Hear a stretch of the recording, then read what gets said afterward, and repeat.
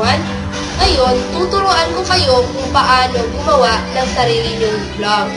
So, pumunta lamang sa Google Chrome.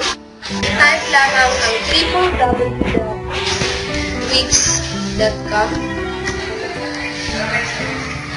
Then, ayan na. Click natin ang Start.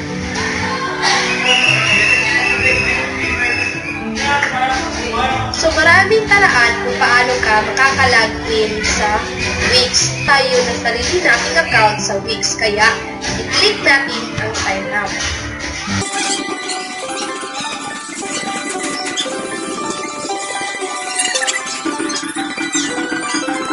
Yan, mag-sign up na tayo.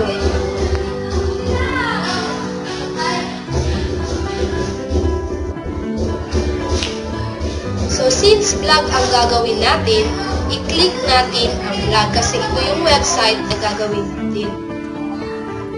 I-click natin ang Wix Editor kasi mas madali ito.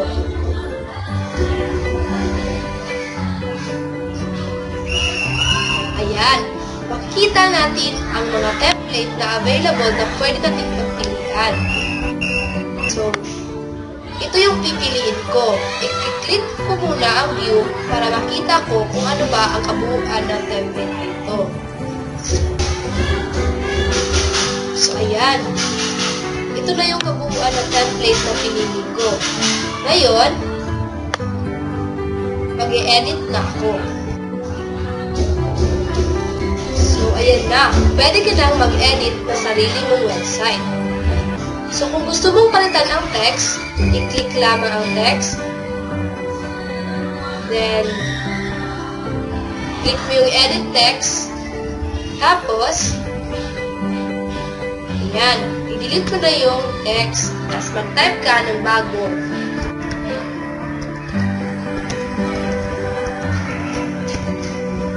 Yan. At ngayon, maglalagay na tayo ng post natin. I-click lamang ang may blog na icon. Tapos, add a new blog post. So, ito na yung pagsusulatan natin ng ating blog. So, dito natin ilalagay ang title.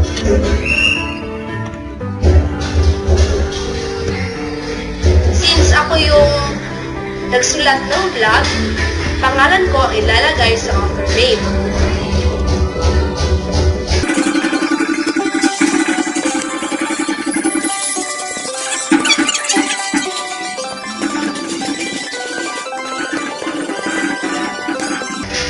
Dahil tapos na tayo, ipapublish na natin ang ating post.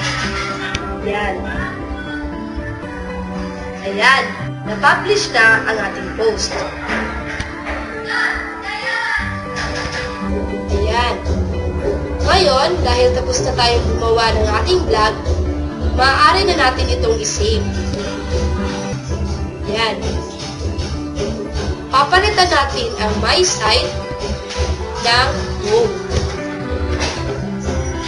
Tapos ngayon, ipapublish na natin ang ating website upang makita na ito ng ibang tao. Yan, tapos na. So, yun lamang sa araw na ito. Maraming salamat sa panonood.